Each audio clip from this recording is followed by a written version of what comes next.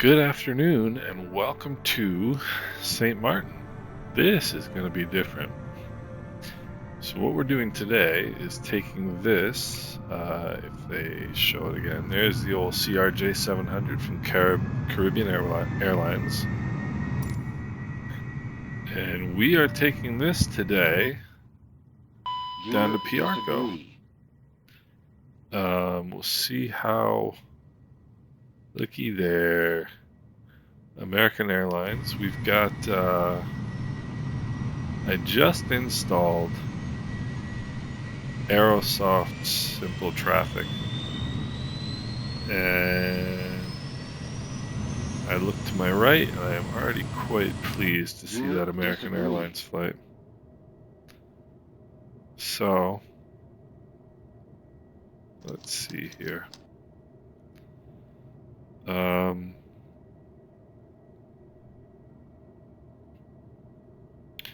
Might take a little bit here to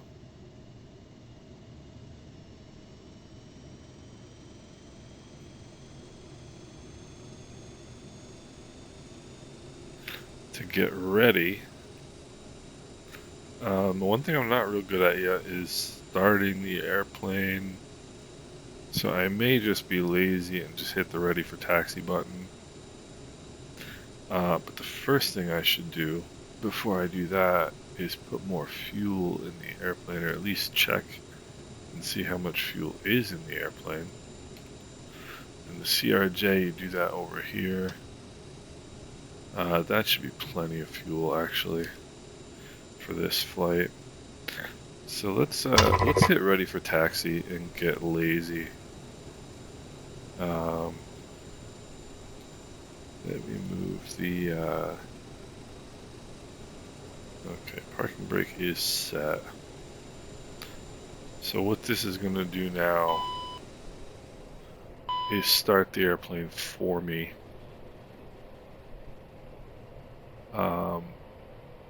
Can I start this airplane? Yeah. Am I any good at it yet? No. So just as easy to let the system do it for me. Then once it does that, we'll go through setting up the FMS and hopefully getting out of here.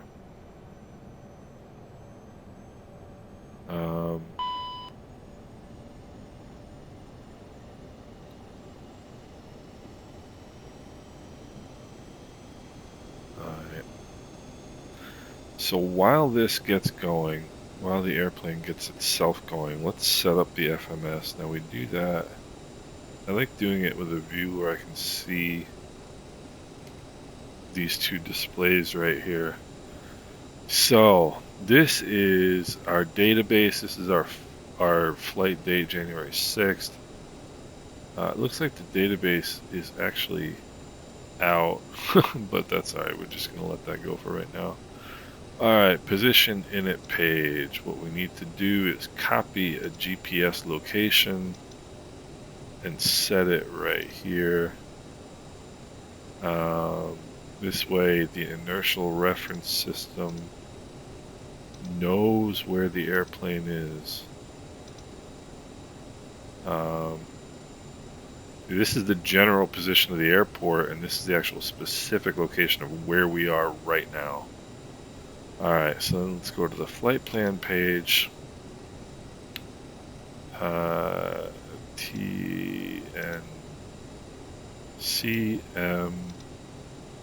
TTPP. Then we copy that into the route, and it should give us our flight number, and it does. Perfect. Execute. Everything's set there. Alright. That's kind of the shortcut you put in, because I've loaded a flight plan from SynBrief. There's a discontinuity that we have to deal with in the flight plan. So you do that by going to the legs page. There's the discontinuity. There's shark is right after the discontinuity. I'm going to assume shark is right before it as well, and it is. So we click there, which copies that line, and then we just paste it right here, and we hit execute, and that takes that, just eliminates what was between those 2 points. So now let's go back to the flight plan page. We go here, Motor to Zapata. Yep, all good. And now there is no more.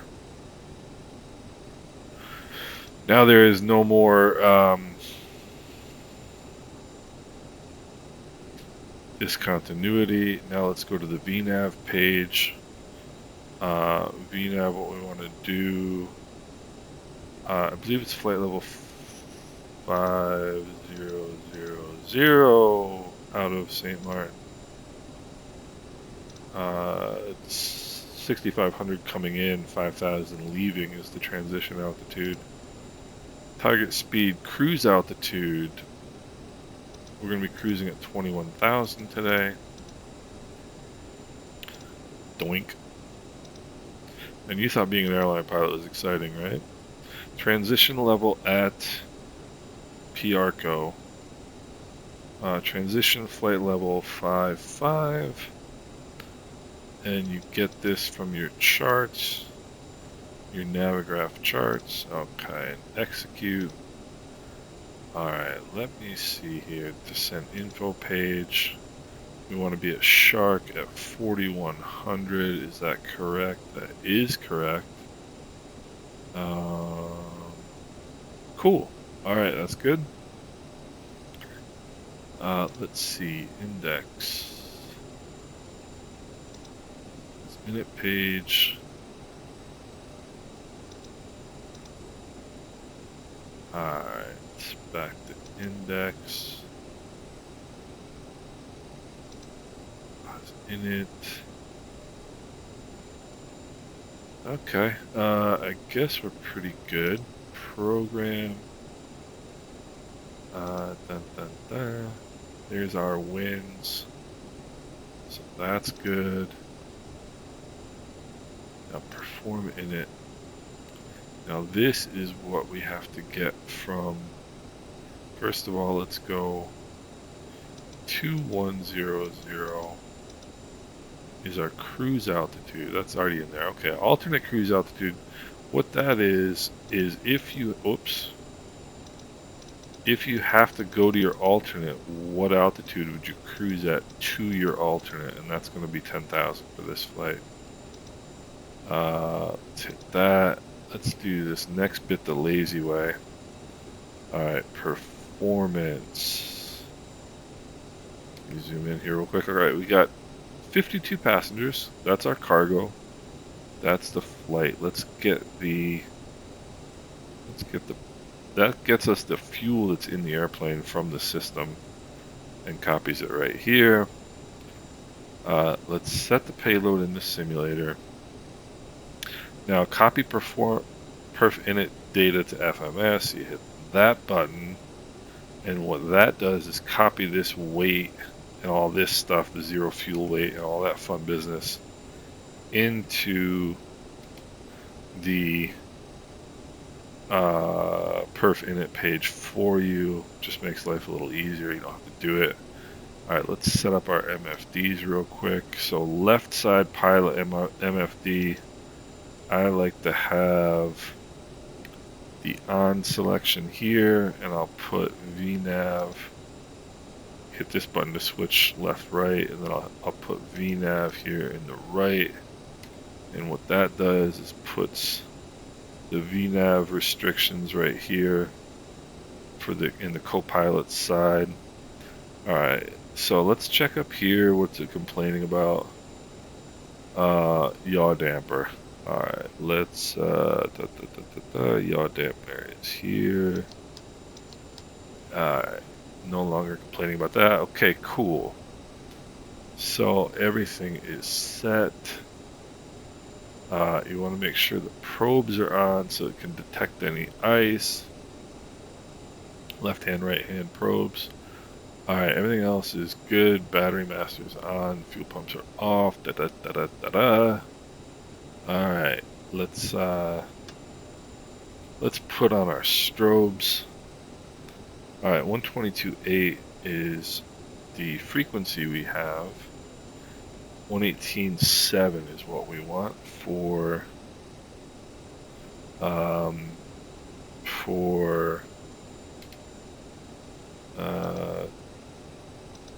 tower here, 118.7. So put that in our backup, and then we want to put that. No, actually, that was incorrect. I knew I was going to do that. 118.7. Actually, what I'm going to do is put that in my active COM1 frequency. Man, ready for airport, man. And then 122.8 Second 2219, Juliana Tower, good evening. Information Bravo, runway 10, cleared to Miami. Motor 2 departure, transition to Juice. Then to Sierra Tango Tango, then ascent. Climb flight level 150, squawk 4531. Zapata, let's see, is there any altitude restriction here? Zapata is where we're climbing to. Roger, American 2219 is cleared to Miami. Flight Motor 2 departure. Climb maintain for level 150 initially and squawking 1514. Confirm. American 2219. Alright, so what I just did American 2219, just squawk 4531. 4531. I just wanted American to check and see. 2219. American 2219, read back correct. Let's see, let's get a new scratch pad here.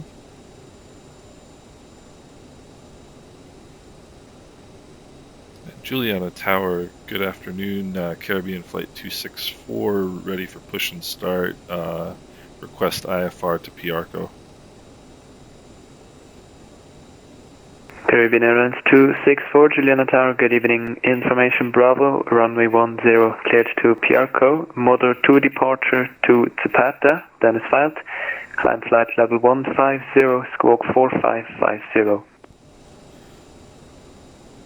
4550. Alright, Caribbean 264, we've got Bravo, runway 10 departure, Motor 2 departure to Zapata. Flight level 150 and squawking 4550 for Caribbean 264. Oops, you know what I just did? Okay, Juliana Tower, Caribbean 264, we have Bravo, runway 10, Motor 2 departure to Zapata. Flight level 150, squawking 4550. Caribbean 264, read back correct, and push and start is approved. Alright, push and start approved for Caribbean 264. What I did right there, I pressed the wrong button. I've done that several times now. Alright, let's go. Juliana Tower, American 22, ready for push and start. 4550. American 2219, push and start approved. Push approved, American 2219. Put 150 in the altitude rather. There we go, it's 150.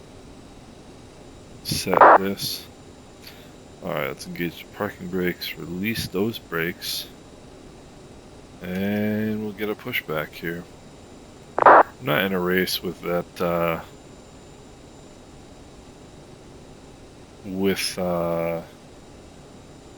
the other plane, the American Airlines plane.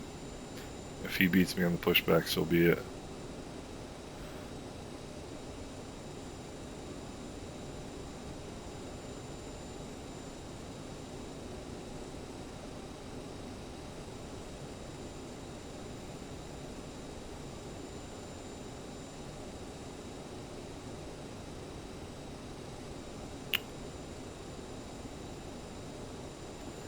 Alright, let's put on our taxi lights are on. Alright, now let's go over here to our checklists. Before start cleaning, start taxi checklist slats and flaps. Let's set the flaps. Flaps need to be at 8 for departure. Flight controls are checked. Move that back up. Trims are in the green. Thrust reversers armed. Okay, flight instruments checked. What did he say was the altimeter?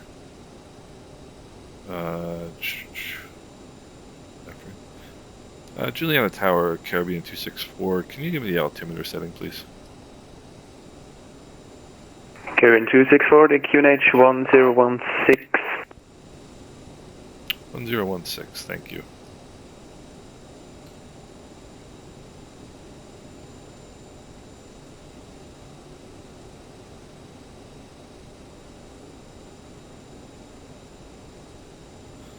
Alright, that should be a good enough push.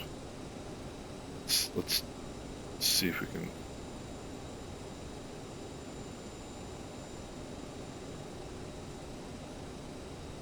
QNH 1016, 2 inches of mercury. And see if I can get that. 1016. Let's see here. 1016 is 3000. Okay, so let's put the barometer on 3000.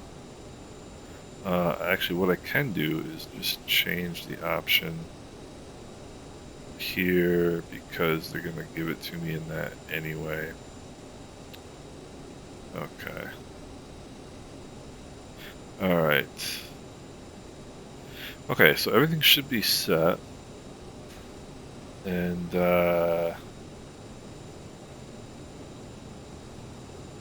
let's see here. I might have to swing around.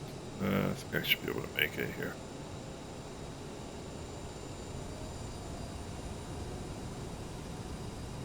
I should have pushed back a little further.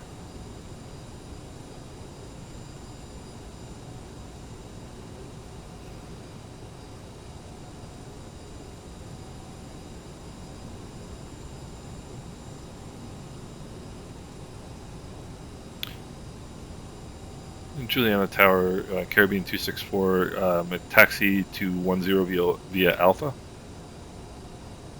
Caribbean 264, taxi holding point Alpha, runway 10, report ready for departure. Okay, taxi to holding point 10 via Alpha, report ready for departure, Caribbean 264. Okay.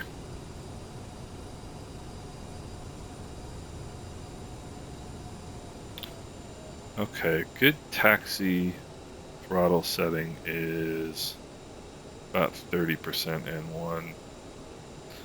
Let me have a quick look here. I'm gonna look at brake temps before I take off, but they should be fine. Alright, motor to departure is simply a straight out departure and a climbing right turn to Modor.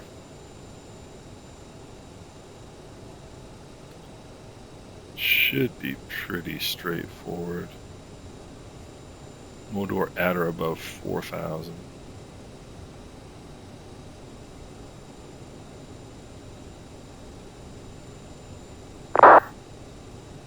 Okay. For takeoff checklist, let's put on our landing lights.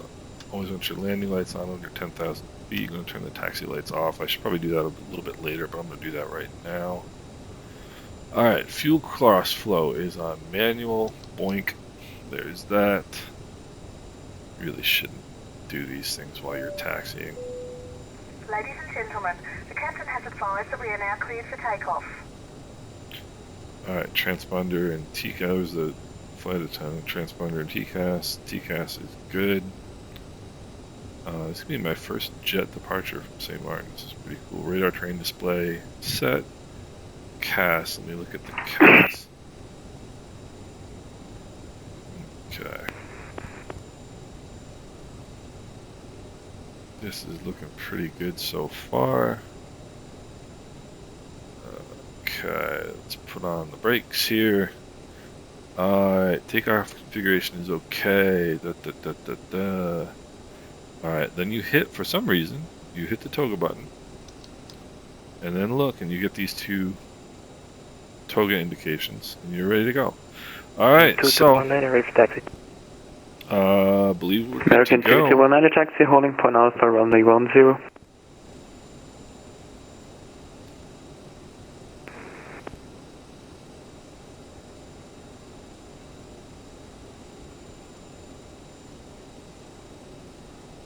And Juliana Tower, Caribbean 264 is ready for takeoff.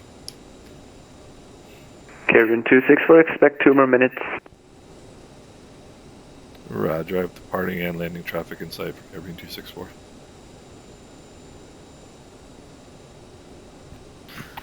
Alright.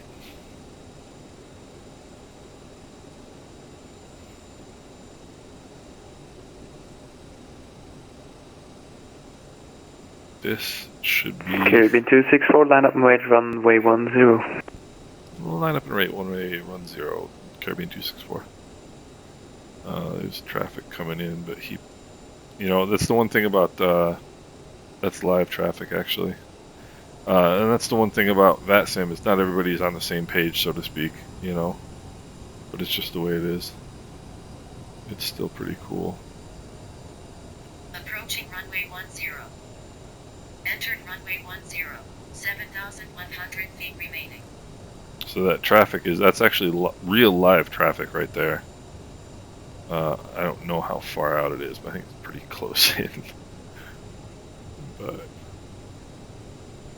you know, if he doesn't have it on his screen, then that's the way it is.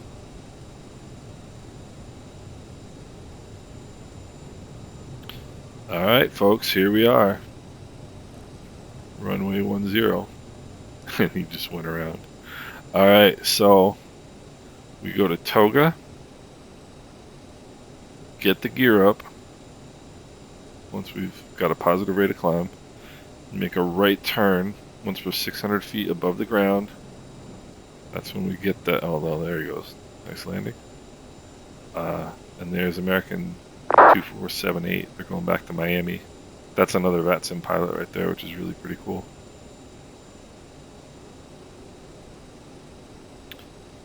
And I mean, we should be good to go.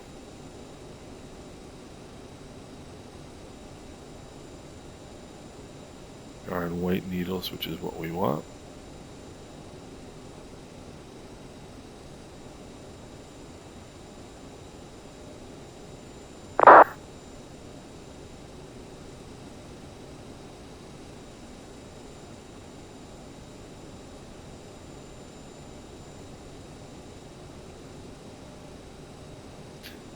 And I assume I just wait for him to give me the go-ahead.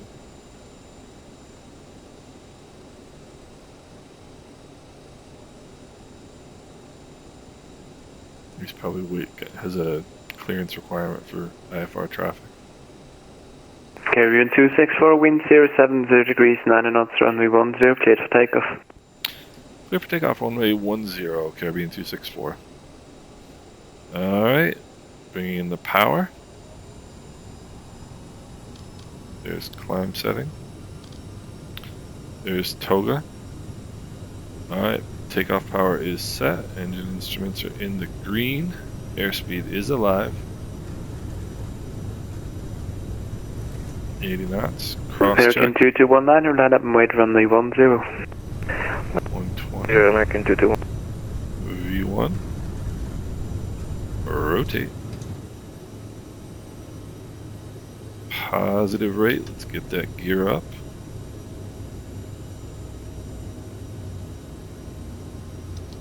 No, not nav. We want nav and speed and autopilot.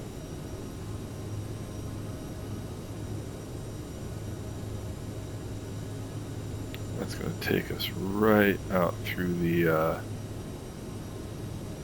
wedge here, and I'm going to come back to climb power. Didn't want to come back off the power too soon here, just because. Let's go back to 1 notch of flaps. Just because there's some terrain out here that we don't want to hit. So let's move the speed up here now. Now that we have cleared that terrain, we can go to 250 knots. Caribbean 264, no further ATC, Unicom 122.8, have a nice flight, bye-bye. 122.8 for Unicom for Caribbean 264. Thanks so much for your help today. Have a great day. You too. Alright. Put up that next notch of flaps. And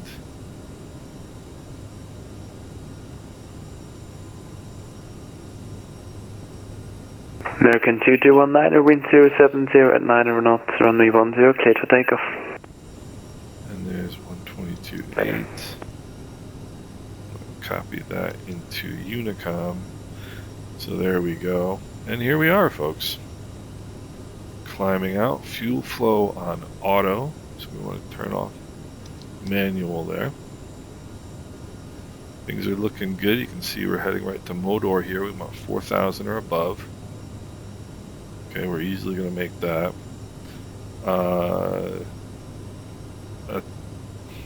Well, let's see here.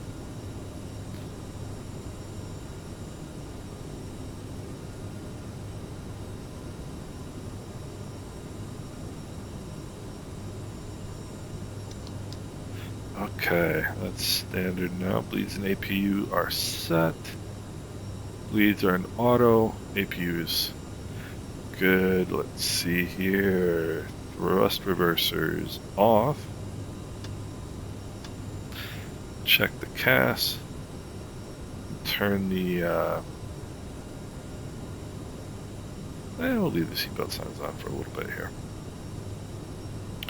Alright, Modor to departure. We are right about at Modor, where we will be making a left-hand turn. Direct Zapata.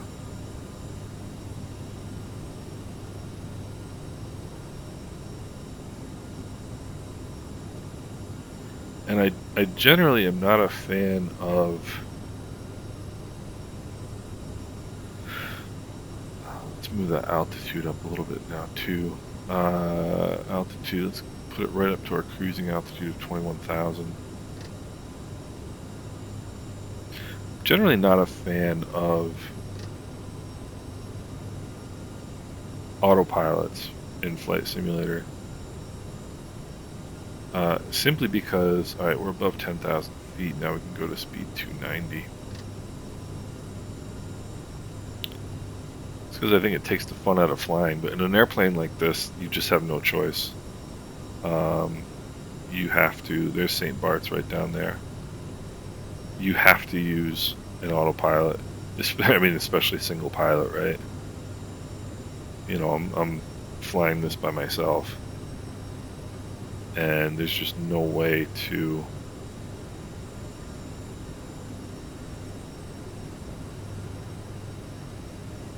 there's simply no way to fly this airplane single pilot. So there is St. Bart's, which is really pretty cool. Let's have a look at what's going on. FMS1 is what we're using right here. We're at climb mode at 290 knots.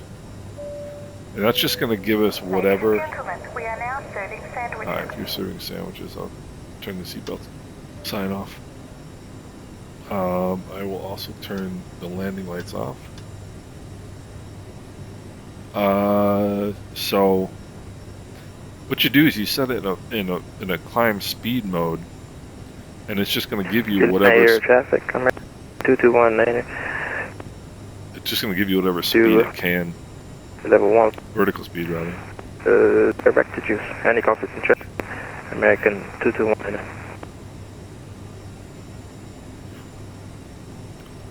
And right in front of us down there is Antigua. No, that can't be Antigua. That is... I'm losing it. I haven't been flying down here lately.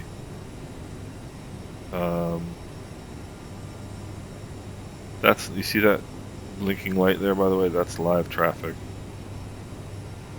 That's St. Kitts down there. St. Kitts, and beyond that is Nevis. Over there is going to be Antigua.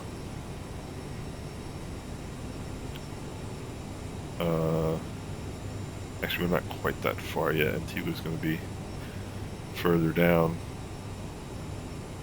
So this is my first flight in... my first kind of local flight in this airplane. Local, by the way. So we just... that beep is 1,000 feet to go to our cruise altitude, or the altitude we have set, right? So what it's going to do is altitude capture, and then it's automatically going to switch over to the altitude mode. And then what's going to happen is I am controlling the airspeed, because there's no auto throttle in this plane. Once it captures a...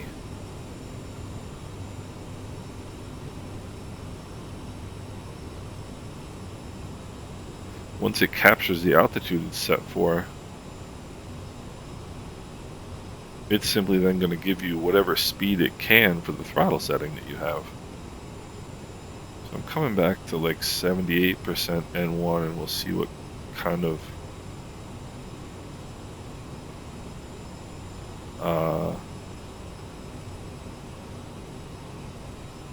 we'll see what kind of airspeed that gives us. It's going to be too much. I think we're going to want like 73 N1. And now we're going to make a right turn here, slight right turn.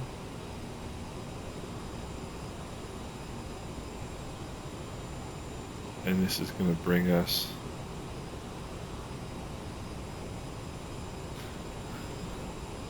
there's Antigua right over there. You can see it just over here. Or no, that's Barbuda actually, I think, and that's Antigua. I'm not doing a very good job at giving a tour. And then, so this is Nevis. There's a little airport nestled right down there, which is really pretty cool. That's Montserrat. So I've got the settings here. The throttle settings are about 73 N1, and that's slowing the airplane down. 290 is good. It's a good cruise speed.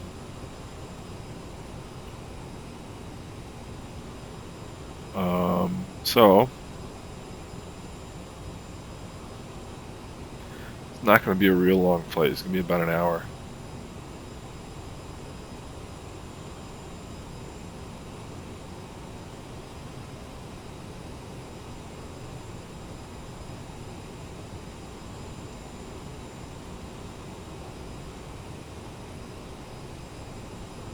And there you can see that little airport right there. I did a video before of landing the Cessna 150 there.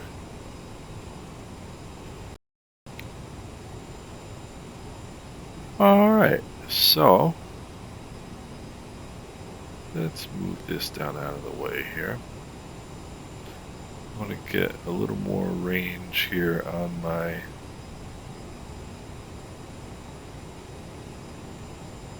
display. Alright, so we're at flight level 210. Putting a little bit more power here. We're getting a little too slow.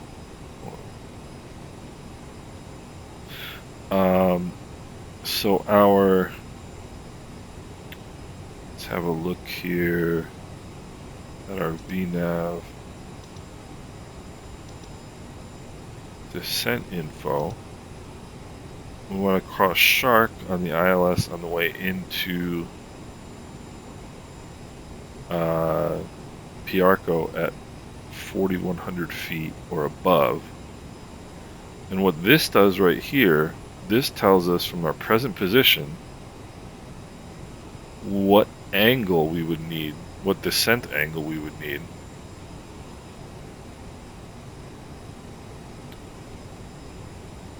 And what vertical speed we would need to make that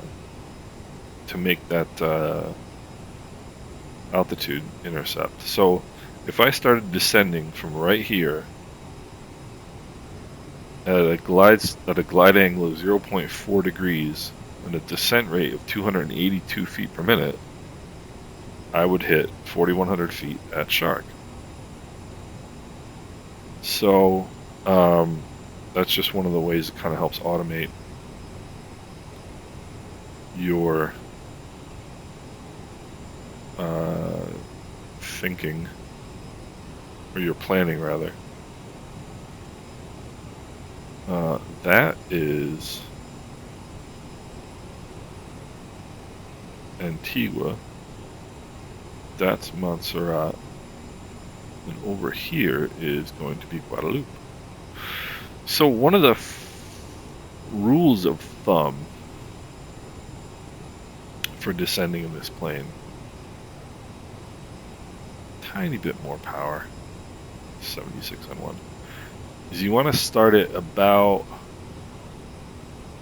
4 times the difference between the altitude you're at and the altitude you want to reach.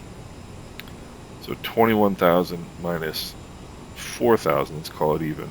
4,000 is 17.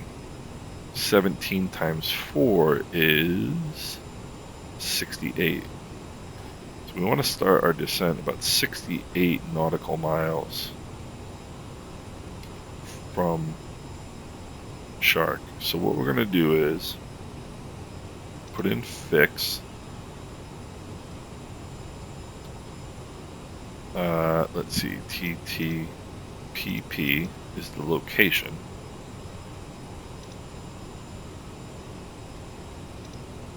And then 68 nautical miles, distance crossing 68 nautical miles. And what that's going to do, that's going to put a ring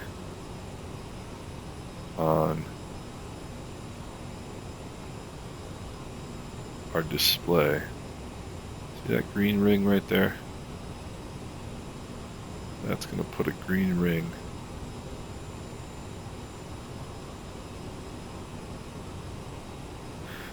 and the other thing we want to do is put one at 30 nautical miles, because about 30 nautical miles, whoops, actually, let's go back.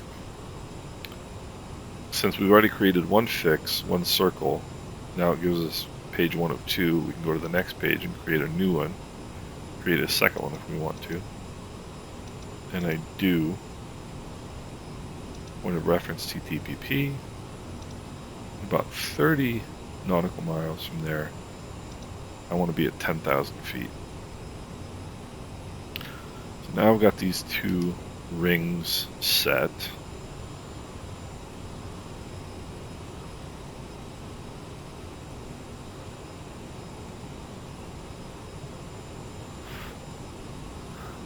And okay, so now we've got, let's see,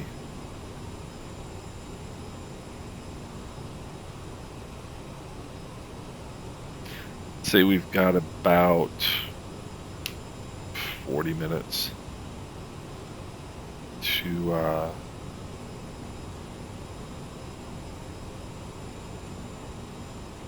chill out.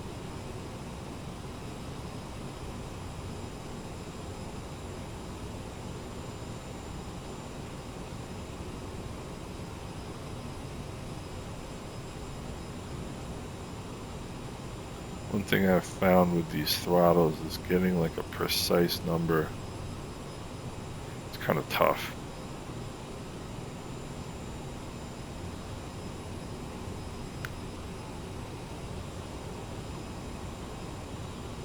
So we're going to be flying an approach, an ILS approach into Piarco. And I'm somewhat hesitant, to be honest with you, about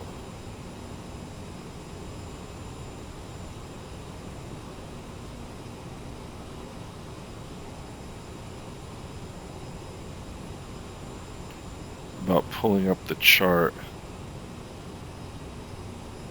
in the simulator because it's got an app or an add-on where I can pull up the charts here. I haven't tried it yet in the jet.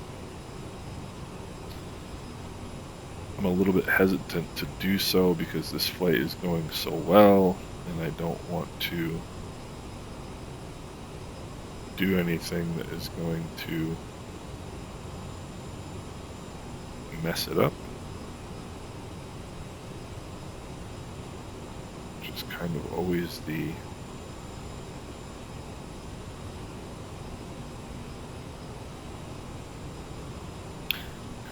worry.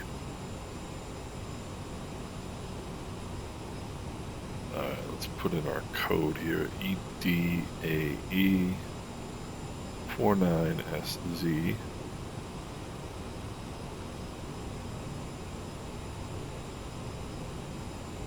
Okay, so that should bring up our charts. So, there's our route. That's where we are.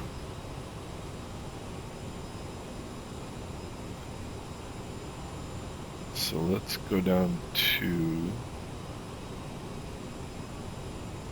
TTPP. Open the charts list. Let's pin the VOR chart and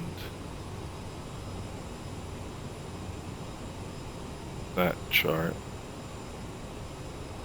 Let's pin the parking spots as well. I don't know if I'm going to need it. So that's Guadalupe right there. Put that up. That's Guadalupe. And if you want to see, take a look at the outside of the airplane.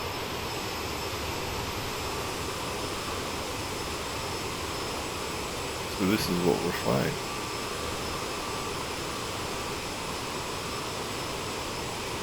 In my opinion, pretty darn cool.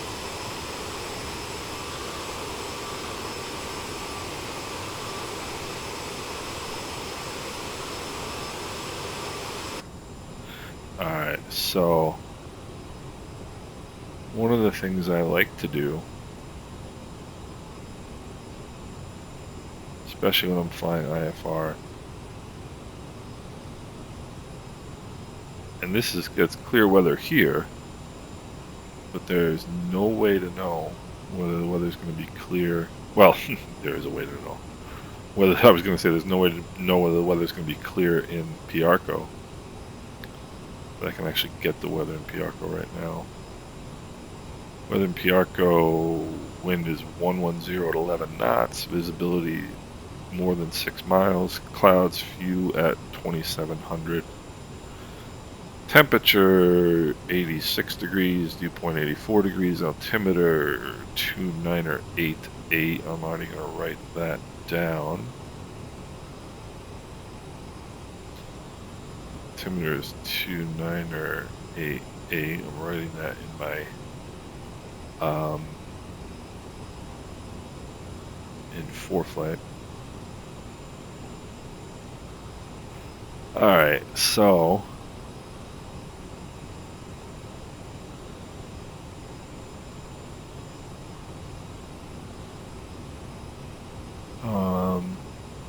everything is looking great.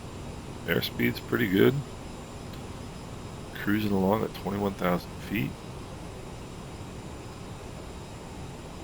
The computer, the flight management system, will calculate a top of descent for me, and you get a little circle in your route. Be a little circle somewhere, and it'll say TOD, which is top of descent. I'm going to start my descent a little earlier than that because what I like to do is get myself down to the altitude that I'm initiating the approach at a little early maybe 10 miles early that way. Because like I was saying before, with the auto, without having an auto throttle, like you can control your altitude, you can control your airspeed. You can also control your vertical speed. You just can't control all three at the same time. So it takes some actual piloting. And when you get down near the ground for the approach, you want to hold a speed and an altitude, and so really the airspeed is kind of in your right hand as the captain. Your airspeed is a matter of you controlling the throttle. So you, like in a Boeing or an Airbus, you just dial in, okay, I want to be at 4,000 feet, going 210 knots, you know, and put in the vertical speed you want. Let's say you want 1,800 feet a minute descend. You just put those three numbers in and click whatever on the autopilot, and the plane does it for you. No thinking involved. Whereas with this, if I say, okay, I want to descend to 4,100 feet, let's say at 1,800 feet a minute or 2,500 feet a minute, it'll do exactly that. But you could rip the wings off the airplane if you don't pull the throttle back, because it'll do it at whatever throttle setting you have. And so generally you descend at idle in this airplane until you get down a little lower. And that's really what I like about this plane. It's simple enough. Like, all of this stuff was new to me. All of it was new to me. The flight management computer, you know, all these buttons and what they do and how you manage your flight displays. The autopilot is. I mean, I've got maybe 12 hours in this airplane. You know, all this fun stuff. I mean, the good, you know, there's other things that I haven't really had to deal with yet because, like, for example, cabin pressure. Haven't really had to deal with that yet because I've been taking off at sea level and landing at sea level. So, like, if you take off at sea level and land at, you know, 3,000 feet above sea level, then you've got to adjust your cabin pressure, you know, to kind of deal with that. But all this stuff is new to me. And we haven't even gone through, like, here, this is kind of the systems. You hit the step button, it goes through all the different stuff. Like, this is the cabin temperatures. There's the cabin pressure. That's the rate of change of the cabin pressure. And you see here the cockpit's 21 degrees Celsius, cabin's 23 degrees Celsius. That's a little warm, so let's make it a little cooler for the folks back there. Always rather be a little cooler in an airplane than a little too warm. Hit the step button. Now we get the hydraulic systems, 3,000 psi across the board. That's what we want. You can see all the systems that are linked to each hydraulic system here. So we've got 3 hydraulic systems. Hit the step button again. The electrical system, the generator, and the APU are off. We're flying off these 2 generators. Dun, dun, dun, dun, dun. Hit it again. DC electrical, all that's good. Good. Here is the fuel system. Total fuel on board right now 7550. Total fuel used is 2310. 3770 on either side. Got way too much fuel for this flight, but that's okay. I'm not paying for the extra weight. These are the flight controls. And these are all your trims. And those are your slats and your flaps. All that fun business. I'm hitting the step button to go through all of these, but you can just go through and hit each one by yourself if you want to. Piece by piece. This is the anti-ice system, all looking good. There, the doors are all closed. Always want to make sure your doors are closed in flight. And then that just matches this one. One more step and we're back to the stat. This main one here is primary. This secondary information page is stat. And that'll tell you if there's like any, just tell me I've got the no smoking sign on.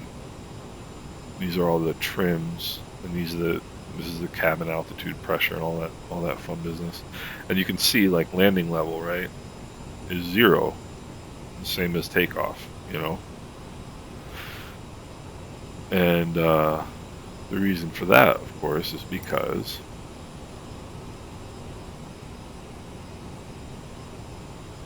let's have a look here. Because airport elevation is 58 feet. So here's the approach we're going to be flying. Starting at Curry. Do want to put 116.9. Okay, so the missed approach. Well, let me go through it the way I would normally. This is the way I would normally brief an approach.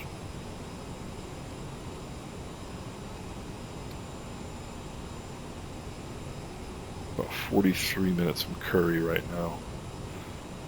So ATIS is 126.7. Piarco approach is 119.0 or 119.55. Tower 118.1. Ground 0.9er. Localizer 109.7. So definitely want to put the localizer in. So let's go radio page. Nav 1, it's what, 109.7? 109.7. And we're going to copy it right there.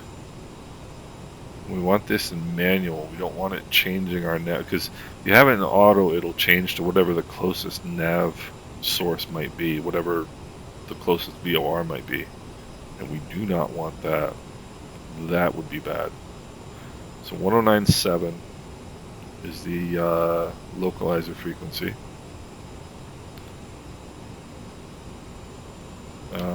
Let me have a look here.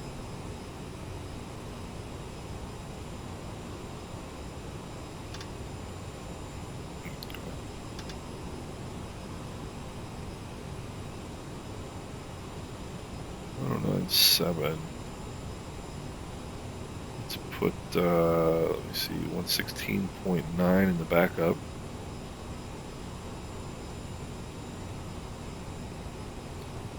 Okay.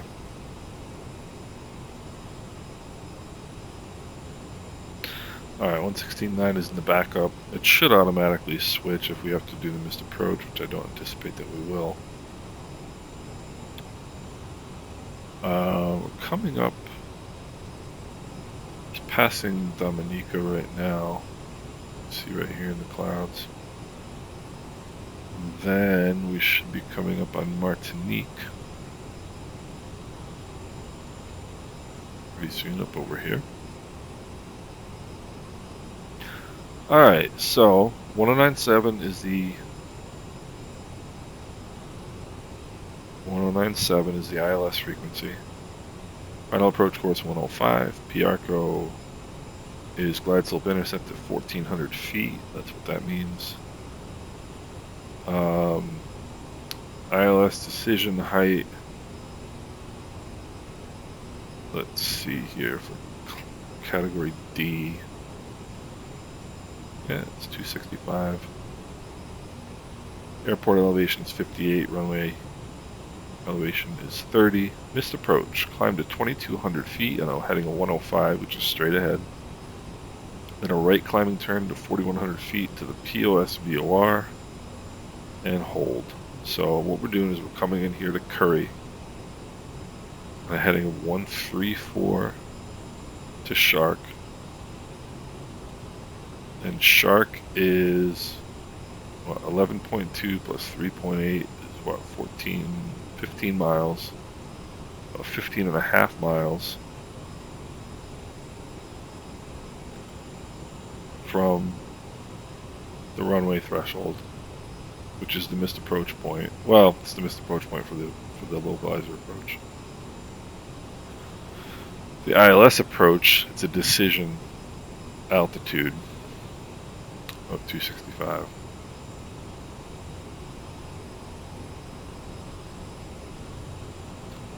So we just come down the glide slope here. Dun, dun, dun, dun, dun, dun, dun. This is the middle marker. This is an NDB, you can see that, 382, 6.1.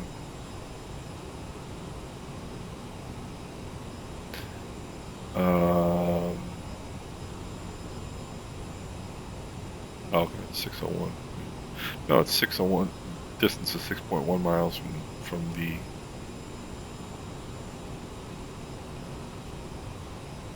ILS transmitter, right? And so here you see 3.8 plus 0.4 is 4.2, and then the runway threshold is distance of 1.9 nautical miles from the ILS transmitter. So 4.2 plus 1.9 is 6.1, right? And that also is going to tell you how long this runway is. It's about 1.9 nautical miles long, which is about what, 10,000 feet. So let's have a look. It's got to say somewhere. Dun, dun, dun, dun, dun. Where is, oh, here we go, airport info will probably tell us. 10,000 feet, look at that. See, all these things make sense. Once you kind of get your bearings. And I've never looked at that chart before, so I'm kind of making it up as I go along. And that's Martinique down there.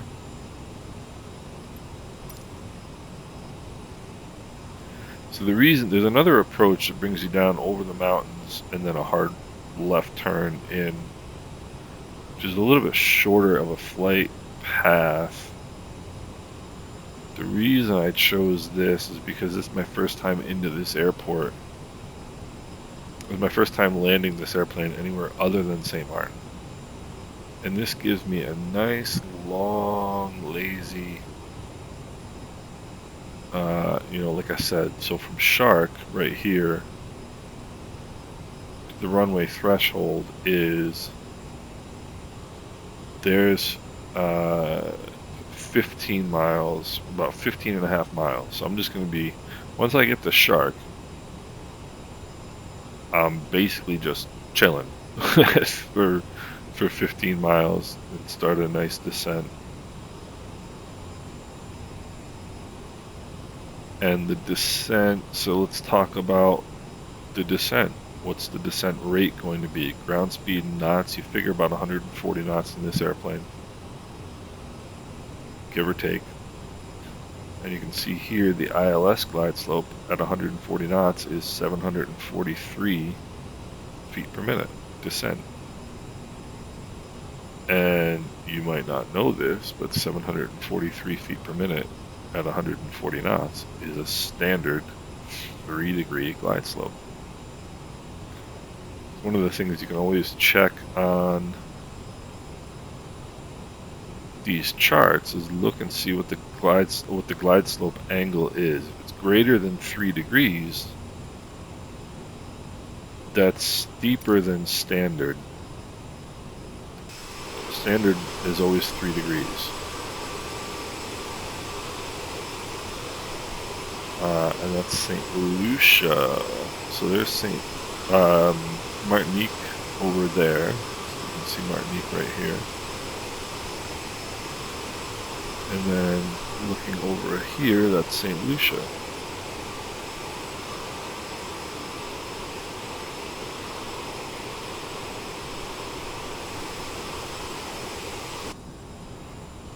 But these, you can get a lot of information from these charts. I mean, that's the whole idea, right?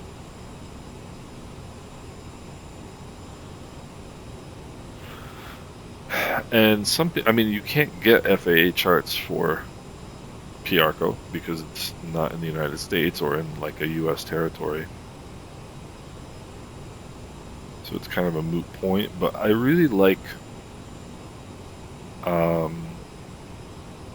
JEP charts, even though I think people generally think that JEP charts are more busy. They're kind of tougher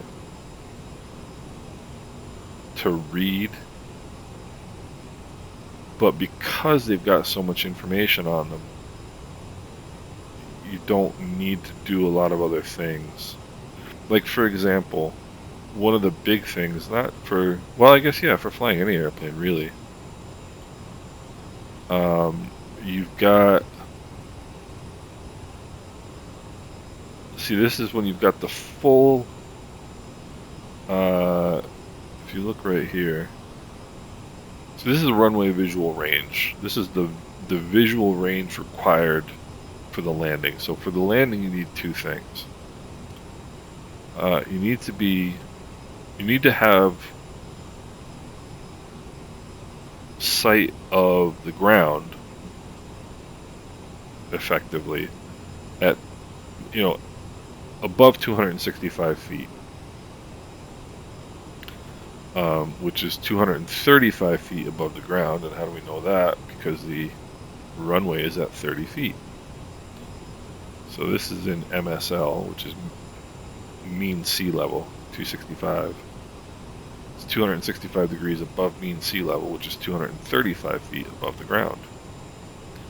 Start a little right turn here onto our next waypoint. So if you're doing this approach, you have to have visual contact with the runway environment, is how they describe it, at 265 feet. The other thing you need is a visual range of 550 meters. How do you figure out if you've got a visual range of 550 meters? That's a little complicated. But the other thing all this tells you is, so this is if you've got you've got everything working, right? The touchdown zone lights, the center line lights, and the approach light system. So that's what these things stand for. TDZ is touchdown zone.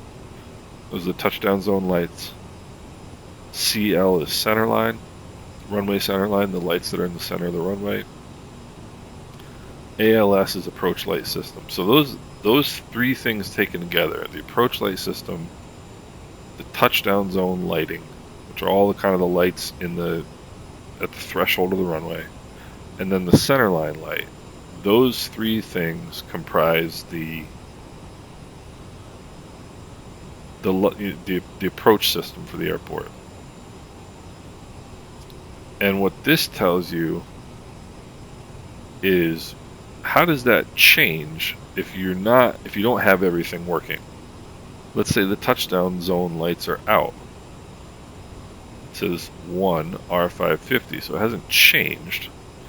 But you got to look at the note 1. So it'd be 750 meters instead of 550 meters when a flight director or autopilot HD. So in other words, if like we've got the heads-up display, right? So if I'm going to use this to fly the approach, and the touchdown zone lights or the center line lights are out, if I've got this heads-up display, my visual requirements don't change. My visibility requirements don't change. If I don't have that, my visibility requirement is now 750 meters. And if the approach light system is out, it's 1200 meters. No exceptions. Now, why is that cool that it's written right there? Because if you were using FAA charts, which obviously you can't because they don't make FAA charts for Piarco, but let's just say, for example, they did. None of this information is on the chart. Everything below 265, none of this information is on the chart. It'll just have this. Visibility of 550 meters, it would be in feet or miles, statute miles on an FAA chart. But let's say you call up, you're making the approach, and you call Piarco approach, and they say Caribbean flight 264, be advised the approach light system is out. Okay. Chances are, if something like that happens, you're going to need a greater visibility requirement to be able to land there. But on the FAA charts, it doesn't tell you what that is. So then you've got to go open a booklet that they give you and flip through the stupid thing to find the airport identifier, which here is TTPP. And then you'd have to look it up and see what this requirement would be. Whereas with the JEP charts, it's just written right there. It's just all right there. Now you say, kind of, what's the big deal about that? It's not really a big deal in a jet. As we go past St. Lucia here, it's not really a big deal in a jet because you've got, this is all doing the work for you, and you can pick up a book and look at it if you had to.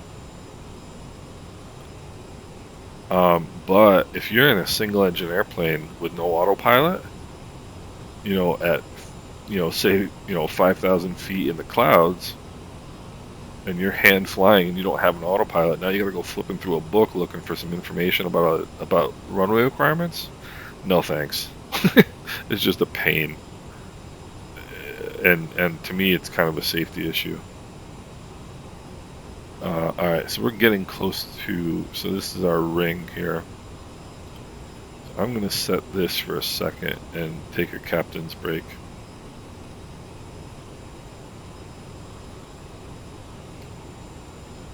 And I will be right back.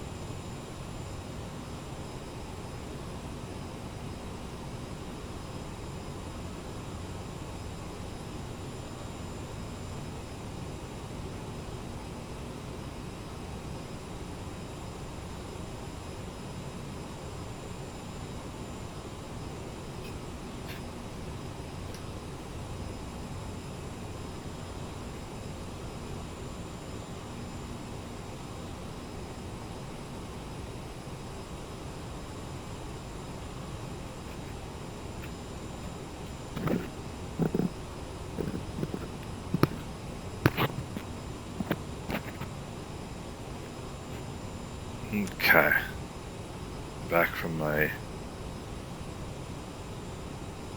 captain's break here. This is the beautiful island of St. Vincent, coming down towards St. Vincent and the Grenadines here. Alright, it's time to start thinking here, because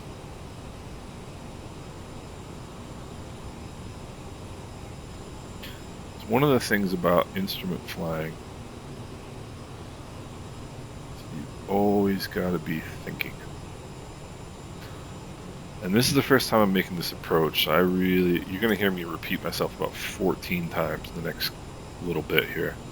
So I'm going to think about, see that you probably can't really see it very well. TOD right there, top of descent. So top of descent is right at about our next waypoint, which is Pixo.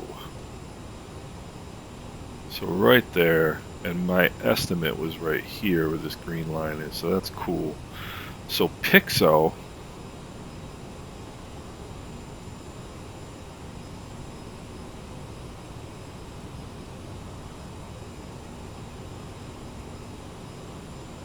is our last waypoint before Curry. So we're going to cross, we're going to start our descent just prior to Pixo. That's going to come into view here pretty soon. We're going to start our descent there, and we can start getting a look at what our descent rate is going to be.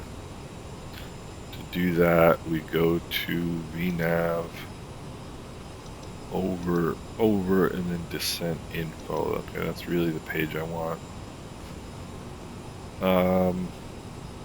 So we cross Pixo.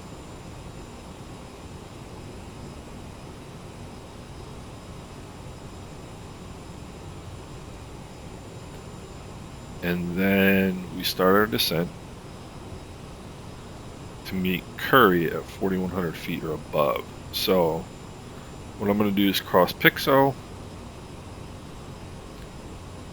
I can already set the altitude for 4,100 feet. And it's just going to maintain the altitude that we're at until I tell it to do something different. But you can always kind of pre-select your altitude. And once you're in altitude mode, altitude hold mode, here's all these cool islands. Mustique and Kunan and like all these really cool islands over there. I did a video where I hopscotched from here all the way up. So let's see, Pixo's at, we're going to be at Pixo 97 nautical miles in 14 minutes. Okay, you see that? And it's going to be basically exactly 50 miles from Pixo to Curry. So to give you an idea, it takes 50 nautical miles to descend in this airplane. About 17,000 feet, which is pretty wild. Alright, you don't have your altitude set yet. Let's see here.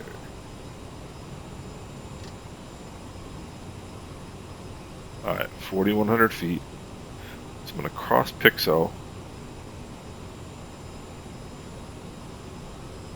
And then begin a descent at whatever vertical speed rate that tells me.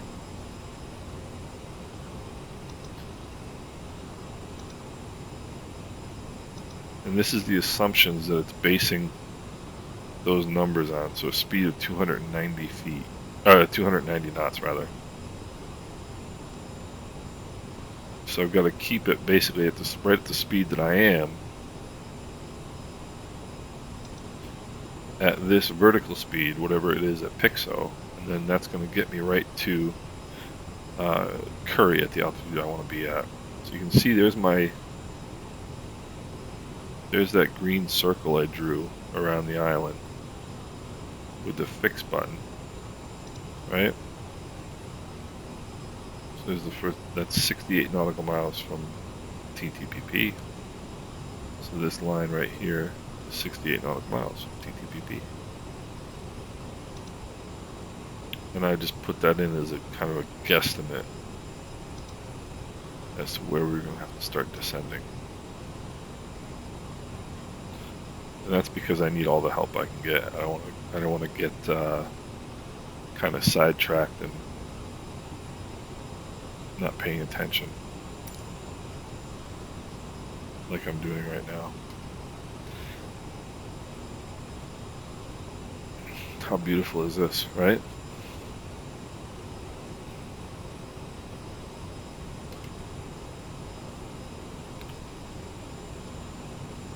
I think Which one is Mystique? I think Mystique is this one right here. It's got that neat little runway in a bowl.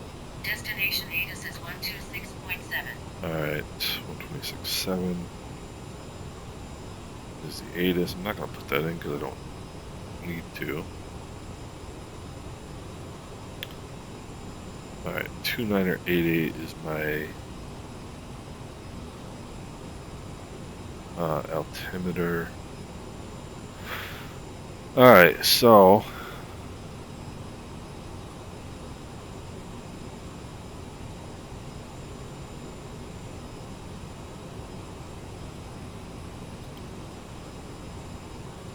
and over there is Grenada.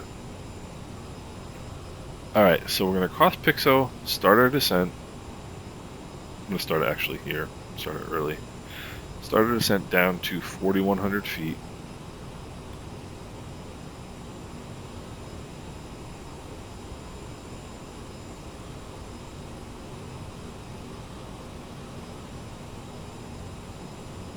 I think that's the runway right there. But how cool is this? How cool is this? Then I'll start my descent down to 4,100 feet to Curry. Curry is going to be a left turn and a heading of 134 at 4,100 feet to Shark. Once we cross Shark, on the localizer approach, you can come down to 1,400 feet, then down to 530 at Piarco, after Piarco. But on the ILS, we're going to cross it at 4,100 feet and just wait to intercept. Just going to wait to intercept the glide slope.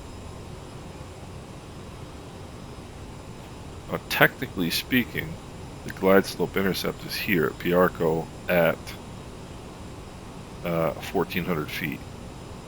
Right, that's our glide slope intercept.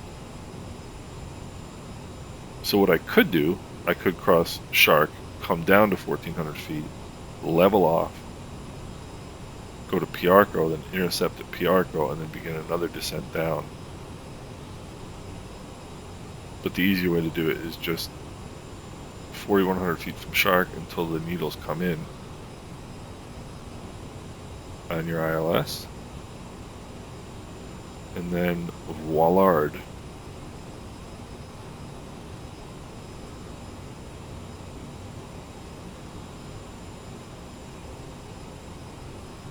And there's Grenada.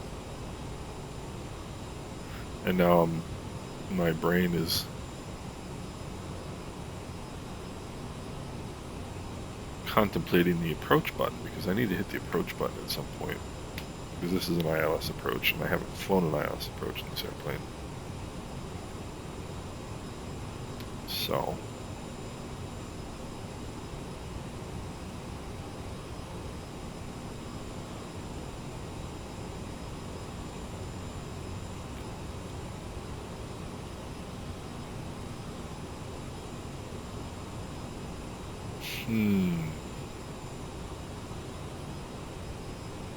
So once I cross here, I see some traffic up there. So once I cross Shark,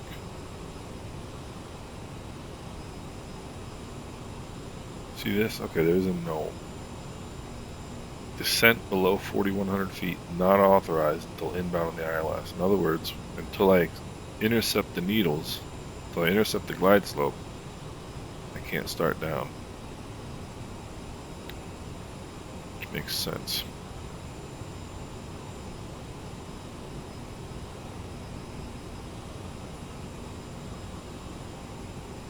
And then this just gives you one last shot at, so this is high intensity approach light systems. Give me some really bright lights. High intensity approach light system. And then PAPIs on the left side. PAPIs are the glide slope indicators. The 4 lights. 2 red, 2 white is what we're looking for. Missed approach. Climb straight ahead to 2,200 on a heading of 105. And a climbing right turn to 4,100 feet to POS and hold. It's a non-standard holding pattern, by the way, because it's left-hand turns. Standard holding pattern is right-hand turns.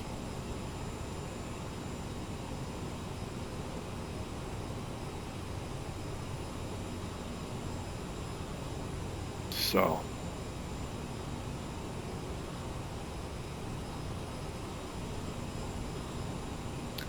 now if you were more experienced in this airplane and you were more experienced flying into Piarco than I am, none of this would be a big deal.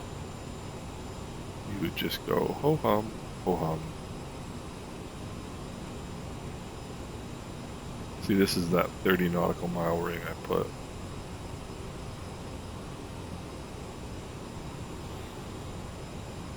But I am not experienced in this airplane. And I am not experienced flying into Piarco. So this is gonna be a cool challenge. I mean, it's a challenge. I mean, if you can't land an airplane on a day like today, you got no business being in the cockpit. But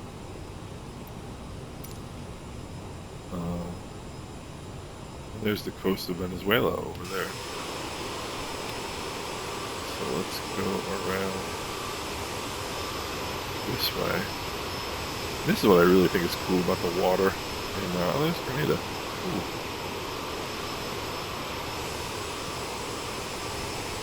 Look at that.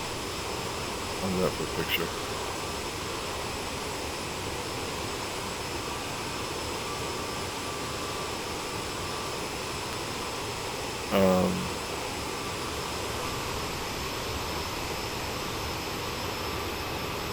But here is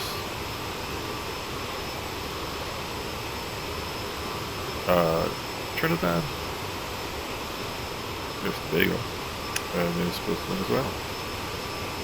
And we're cruising. Alright, we're getting pretty close to our descent here. It's going to be a pretty shallow descent. 1,500 feet. Which is good. See this? It says we're 8 minutes from Piarco.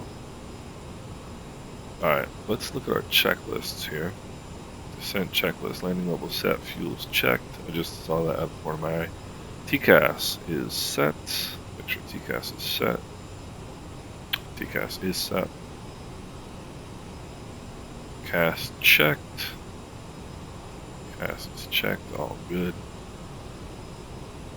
Radar is off, don't need it. Landing data. Landing data. So, for landing data, we want to press this button here to get the amount of fuel from the plane. That's 5,862 pounds. And what that's going to do is calculate my V speeds, my VREF speed for landing. If I like all those speeds and they look perfectly fine, I hit set all. Go back to the checklist, landing data is set. And what that's going to do is put my V speeds over here when I get close in.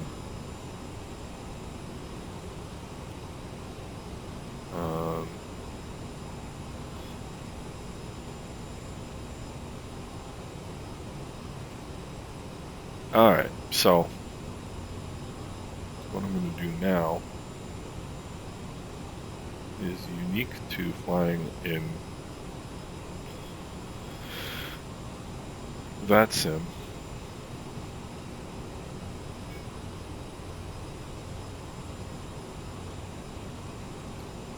I'm going to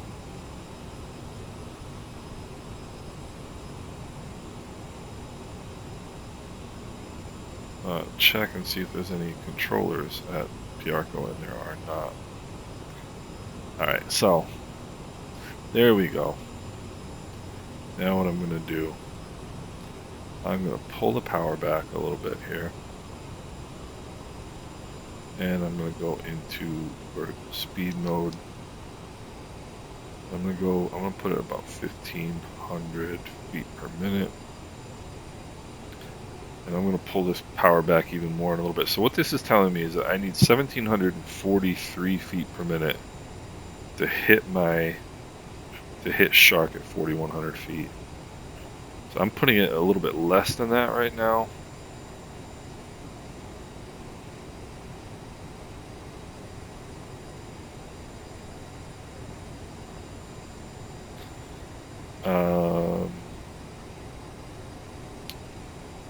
Actually, what I want to do is put it more.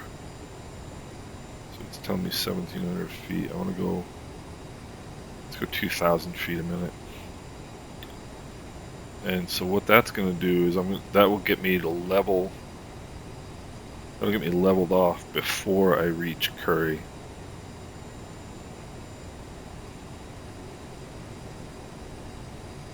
And that's what I want.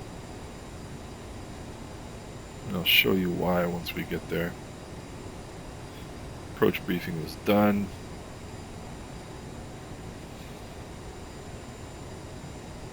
Alright, flight attendant advised, we'll do that soon. Passenger sign on. Thrust reversers armed. I'm going to do that right now so I don't forget it. 10,000 foot runway, but it's not going to, so it's not really going to be a big deal. I have to keep, because I'm descending to 4,100 feet at 2,000 feet per minute, those are the two things I have set. So this is my airspeed, that's my control. The way I control that is with the throttle. So you always have to be paying attention to your airspeed in this airplane. And again, that's kind of what I think is cool about it. Yes, there's an autopilot. Yes, this is a sophisticated airplane. But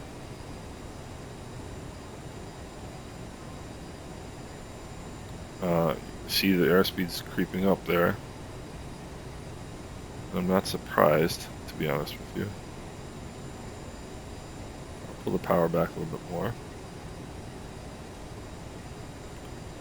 See, descending at speeds like, or descending at rates like 3,000 feet a minute, you basically pull the airspeed back to idle, which is this detent right here. And I may wind up having to do that anyway.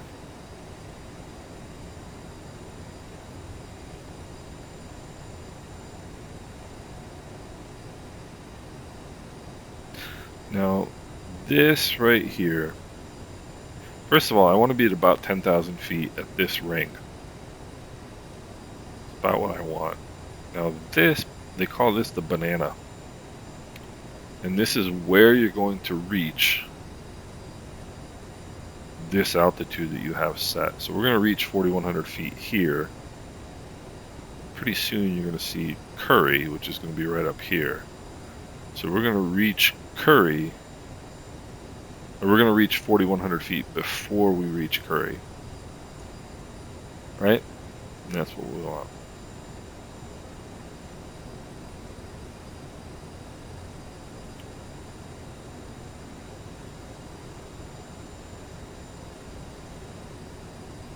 Alright, we want to put our landing lights on once we hit 10,000 feet.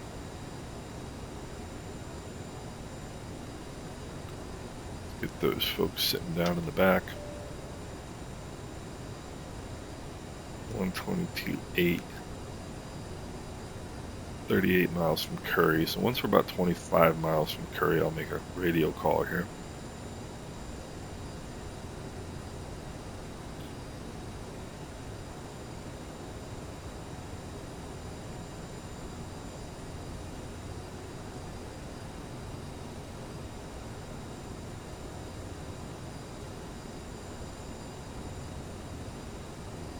See, now we only need 1,300 feet to hit Curry. So it's sort of slow our descent rate a little bit. And we need to do that because we have to be at, let's come back into the idle detent here. We have to do that because we need to get to 250 knots by 10,000 feet.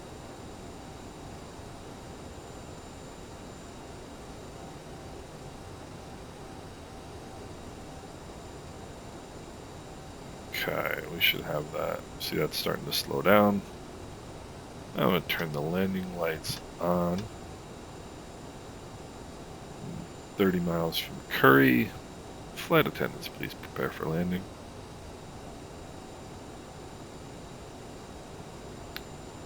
Piarco traffic. Caribbean 264 is 30 miles from Curry. Inbound on the ILS 10 approach, Piarco. Alright, so and I want to bring my range in here on my map to 20. I'm going to bring it in one more notch after that.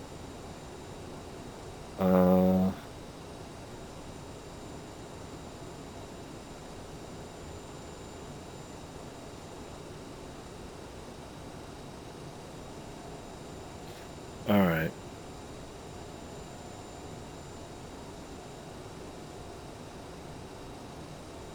Don't want you to go too slow here.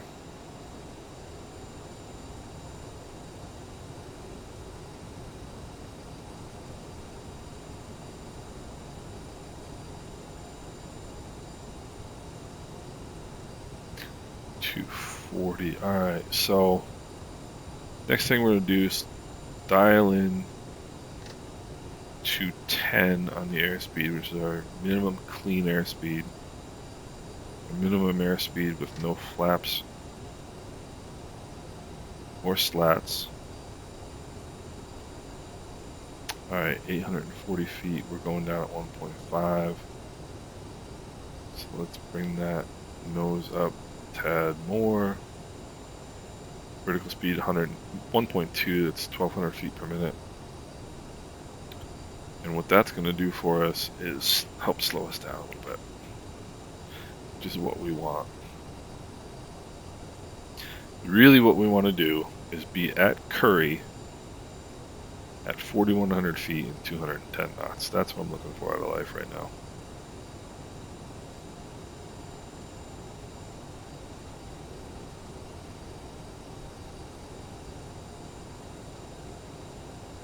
See, I'm adjusting my vertical speed.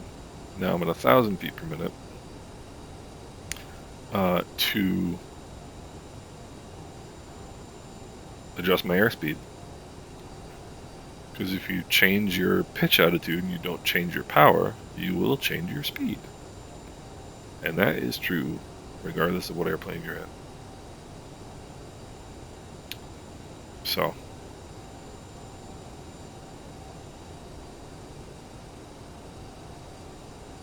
it's kind of cool actually to know that we're getting close to 210 knots here. It's kind of cool to know that airplanes are airplanes. Pitch plus power equals performance. Doesn't matter what you're flying.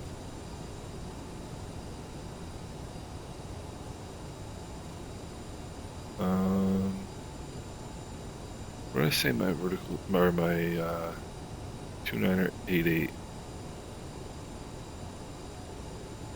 6,500 feet. 2988. Alright.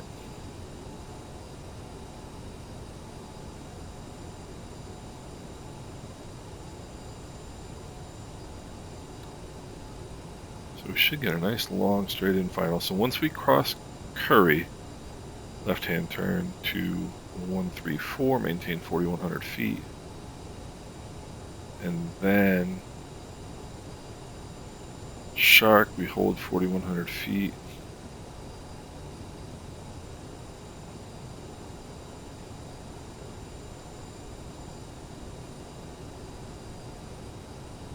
Until we intercept the glide slope. Once we intercept the glide slope,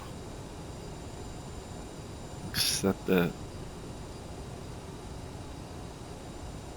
once we intercept the glide slope, or actually once we cross Shark, once I'm level at 4,100 feet, what I'm going to want to do, missed approach altitude is 4,100 feet. Alright, 1,000 feet to go. The reason I'm saying shoot is because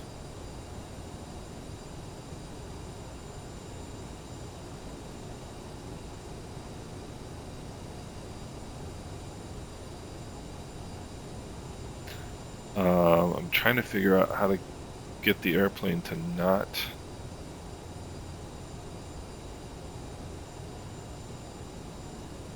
bring the power up because you see the speed's bleeding off there.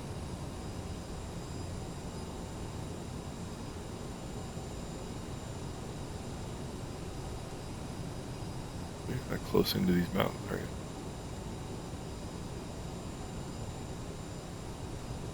So now it's in altitude capture mode. It's going to capture the altitude 4,100 feet. Looks like we got a little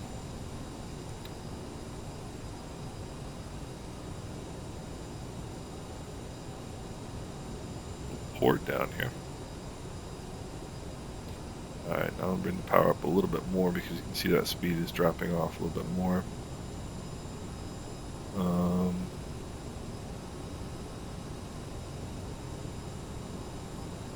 Once I hit Curry,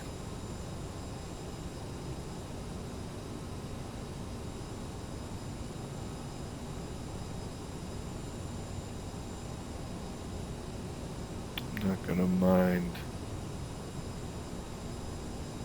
Probably gonna have to bring in some power here for the turn.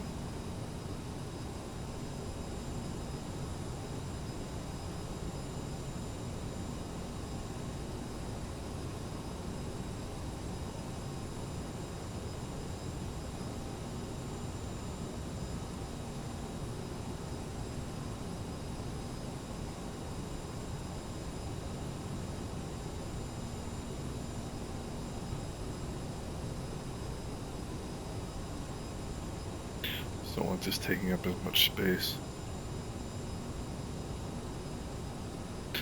Alright, now I'm going to bring the power back a little bit more because we want to get to 180.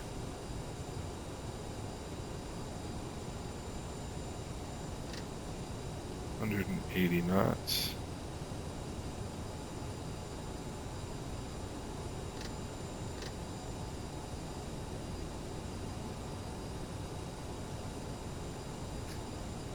Which is good. Let's bring in a bit more power. First notch of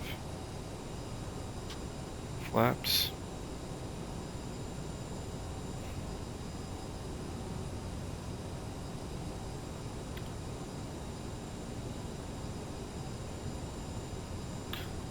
So there we are.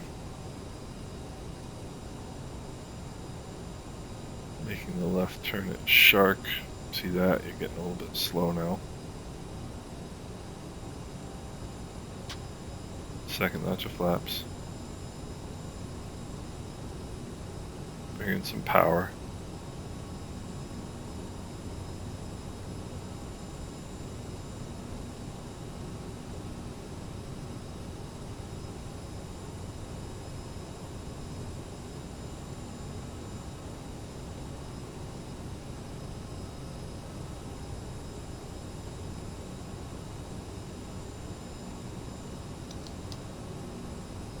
Okay, approach mode, we're on green needles.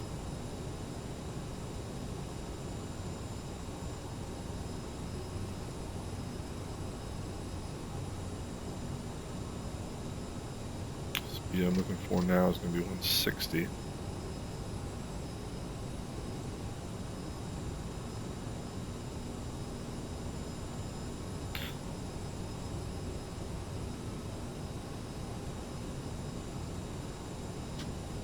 Degrees of flaps. You can see there's our glide slope indication right there.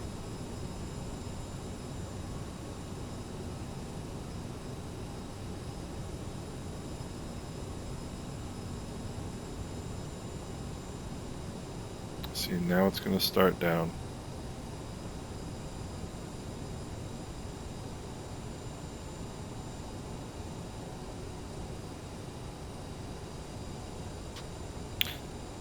notch of flaps.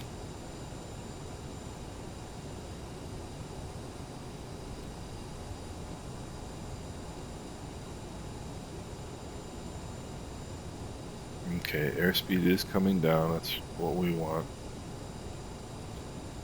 Piarco traffic, Caribbean 264, 10-mile final, runway 10 Piarco. See now it's coming, it's intercepting that localizer. It's coming in from the right there a little bit to intercept the localizer.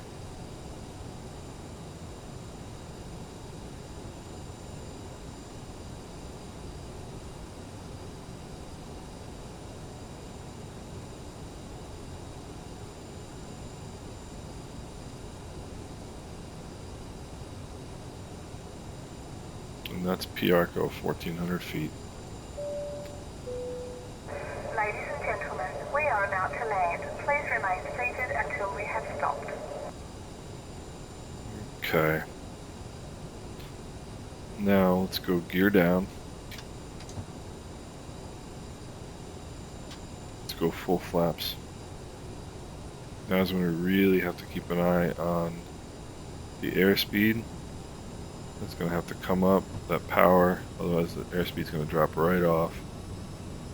I don't mind it coming up a little bit. I don't want it to drop like a rock. Let's get ourselves settled here. 132 is the speed that we want.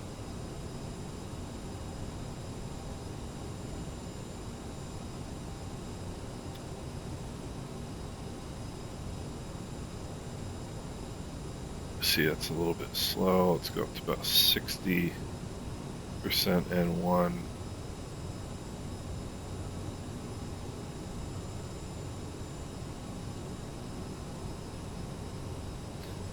Alright, now I want to bring this range in just one more time. Alright, I'm feeling pretty comfortable right now.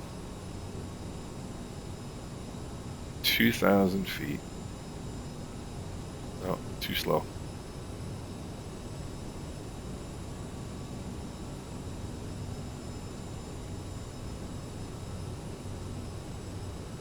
Alright.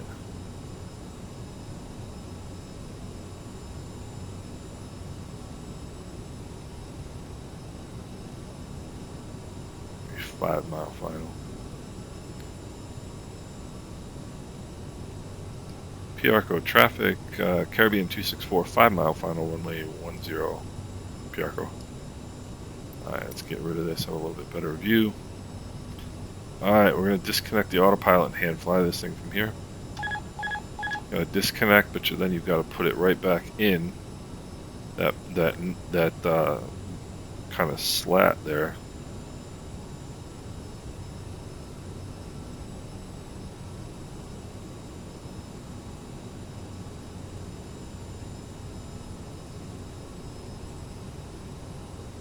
Because otherwise you can't re-engage the autopilot. Getting a little bit left of course. Left of center line.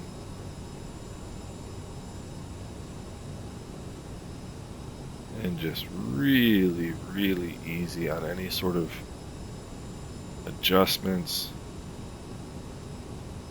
You are right on airspeed. Take a tad bit of power out. 1,000. 2-mile final, runway 10. Piarco traffic, Caribbean 264, short final 10 Piarco. Alright, airspeed is good. Vertical speed is a touch low.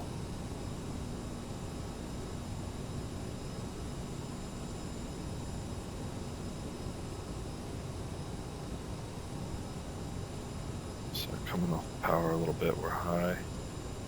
500. 500.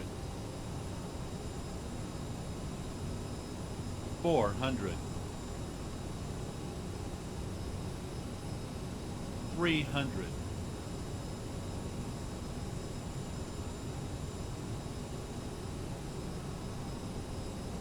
200. Dialing back the power.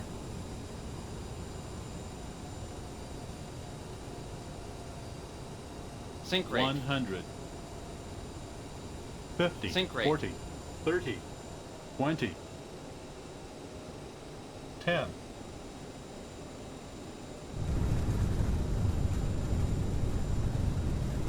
Alright, nose wheel is down. Thrust reversers. And nose brakes there. Okay. I mean, geez, I can't really complain too much about that.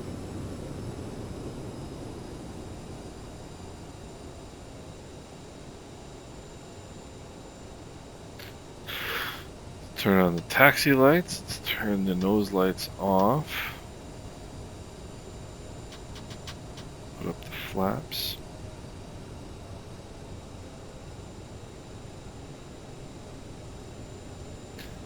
That really wasn't all too bad, was it?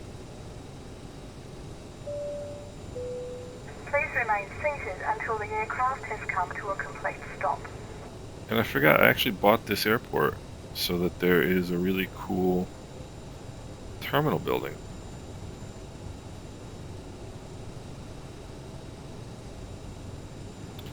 Let's click the after landing checklist here. APU's off, transponder radar on standby / fast retracted, lights, okay. We'll worry about all that stuff here in a second. Turn the probes off. No chance of icing here. And I have to say, I'm pretty pleased with that. And the ILS, you just hit the approach button and it flies the ILS. Voila. The one thing I almost forgot to do is switch my nav source, which is like the classic instrument pilot mistake.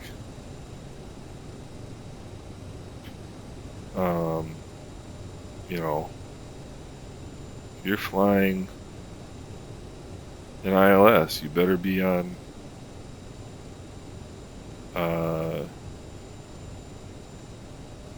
what in Garmin systems is called VLOC. If you're flying an RNAV approach, a GPS approach, you better be on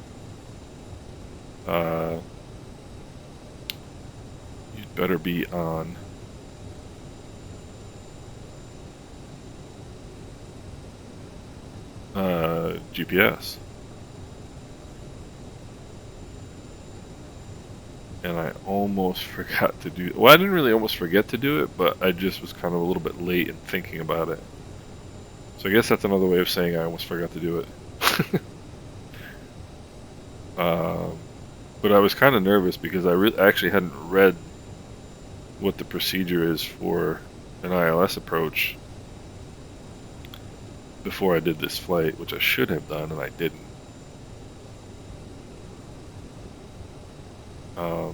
But in the end, it worked out just fine. And let's park closest in here. How cool is this? The little terminal building. Slow the old airplane down. We don't want to go barreling into the terminal building, now do we?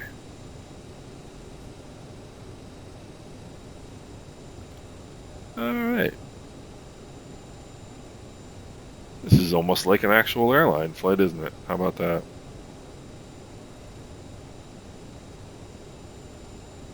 Slowing down here a little bit.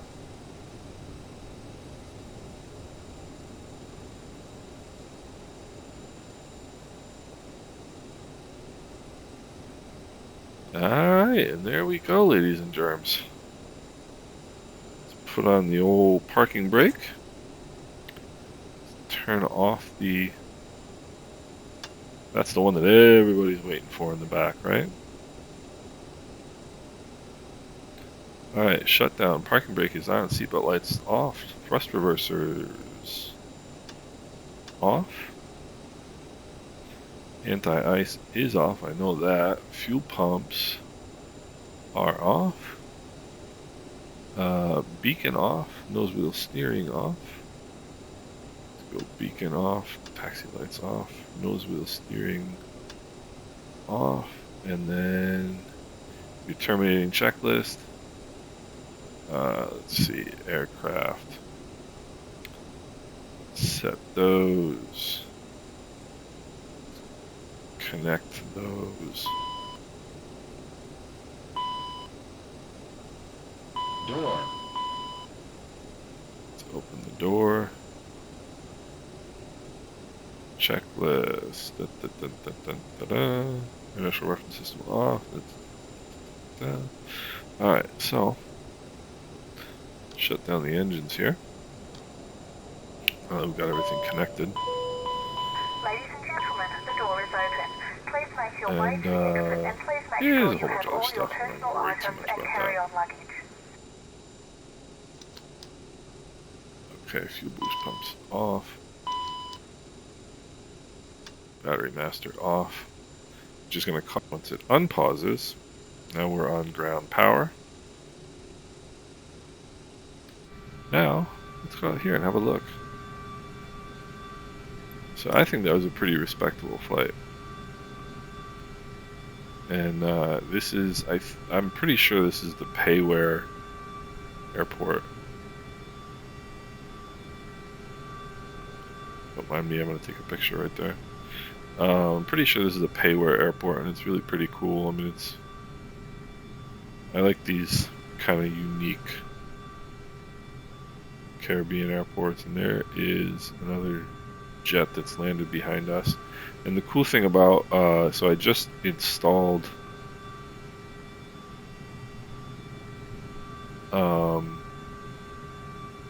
just bought and installed Aerosoft Simple Traffic right before this flight, so that should give us, that's why we had the American Airlines flights at St. Maarten, and this should be whatever airline this is. So, hope you guys enjoyed that. I'm gonna sort of tempted to wait around and see what plane that is, but I guess we'll just bag it here. So I hope you guys enjoyed that. My first full flight with Caribbean Airlines. Pretty much a success, I'd have to say. Take it easy.